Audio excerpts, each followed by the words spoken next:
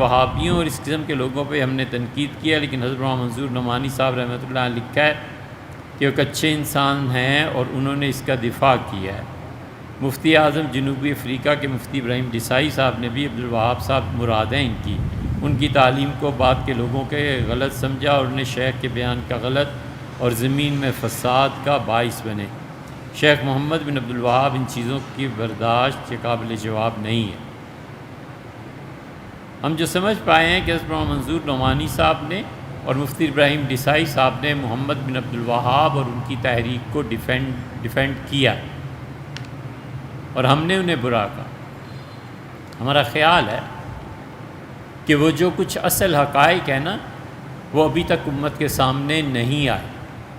ہم نے کئی مہینے نیشنل لائبریری انگلینڈ میں لندن میں بیٹھ کے کئی مہینے ان چیزوں کو پڑھا ہے کہ خلافت عثمانیہ کیسے ختم ہوئی تھی، سعودی خاندان نے کیسے بغاوت کی تھی، انہوں نے کس طرح مسلمانوں کو قتل کیا تھا اور مارا تھا۔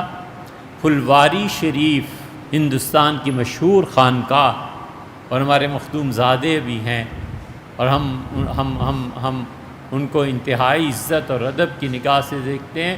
ان کے بڑے حضرت رحمۃ اللہ علیہ 1926 میں حج کے لیے حاضری ان کی ہوئی تھی۔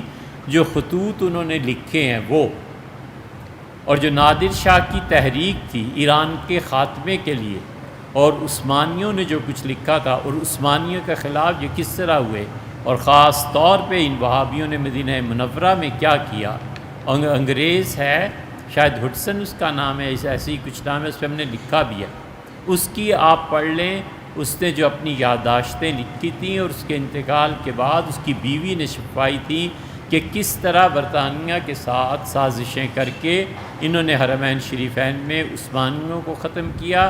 محمد بن عبدالوہاب کو کیوں آخر شامی جیسے فقیہ نے لکھا کہ یہ خارجی ہے۔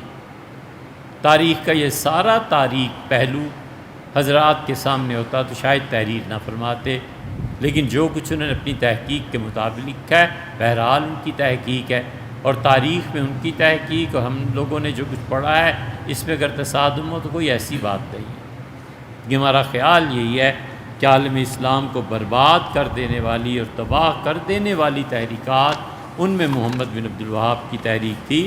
مولانا منظور نعمانی صاحب رحمۃ اللہ علیہ تو پھر قابل احترام ہمارے شیخ مولانا ابوالحسن علی ندوی رحمۃ اللہ علیہ بھی نظرات کی تعریف فرماتے تھے، لیکن یہ ایک ایسی چیز ہے جس کا تعلق تزکیہ سے، ذکر اذکار سے نہیں ہے۔ حضرت رحمۃ اللہ علیہ کی تاریخ میں تحقیق تھی اور کچھ لوگوں کی اور رائے بھی ہے، تو اس اختلاف رائے سے گھبرانا کیا ہے۔